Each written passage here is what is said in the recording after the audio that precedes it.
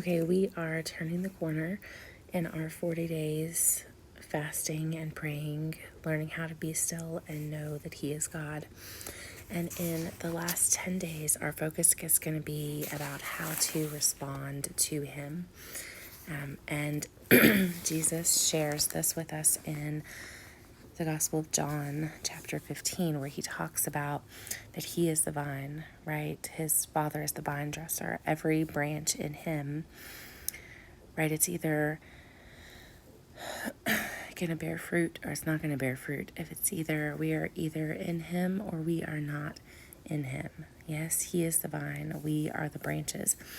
A branch cannot bear fruit in and of itself, right? Unless it abides in the vine, it cannot bear fruit. So what does that mean? How do we abide in Him?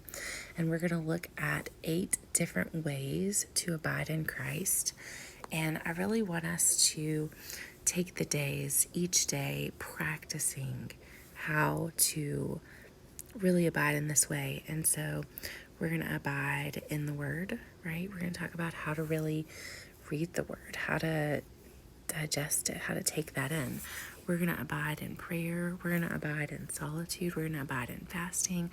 We're going to abide in giving. We're going to abide in serving. We're going to abide in witnessing.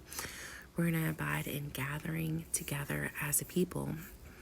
These are ways that we abide in Christ, that we take everything we've learned about how to be still, right? To be calm when we're facing adversity, to not complain, to trust God, to talk to God about it more than we talk about the problem to other people, to depend on Him to defend us, to set aside self-reliance and remember that He's in control. To let Him be the one who is fighting for us, to remember that He is still the one who sees us and hears us and defends us and protects us, that He is the God of second chances, that we can turn back to Him, right? That we can just be still and know who He is. That we can set aside fear from whatever it is that we're facing because He has adopted us, because He has covered our shame, that we can be praising Him in the midst of it, that we can be still when He says no, that we can press in harder when He seems to be silent and not moving.